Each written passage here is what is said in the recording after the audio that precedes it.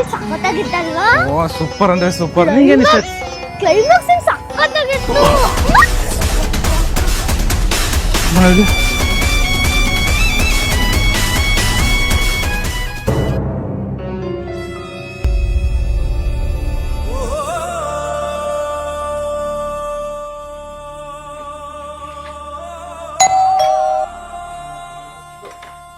ಯಾರು ಹೇಳಿ?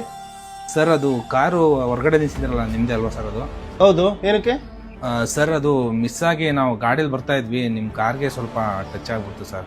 ರೀ ಏನ್ರಿ ಹೇಳ್ತಾ ಇದೀರಾ ನೀವು? ನಿಂತಿರೋ ಗಾಡಿ ಗುದ್ದಿದ್ದೀನಿ ನಿಂತಿರಲ್ಲ.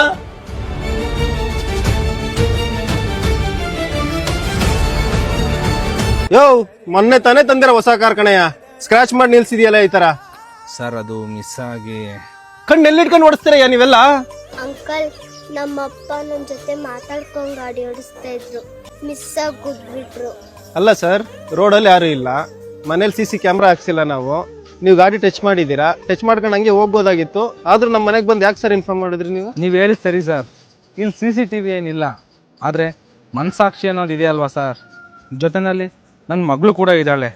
ನಾನು ಇವತ್ತು ಈ ತಪ್ಪು ಮಾಡಿ ಅದನ್ನು ಸರಿಪಡಿಸ್ತಲೇ ನಾನು ಹೊರಟೋಗಿದ್ದಿದ್ರೆ ನಾಳೆ ಅವಳು ಕೂಡ ಇದೇ ತಪ್ಪು ಮಾಡ್ತಾಳೆ ಅಲ್ವಾ ಸರ್.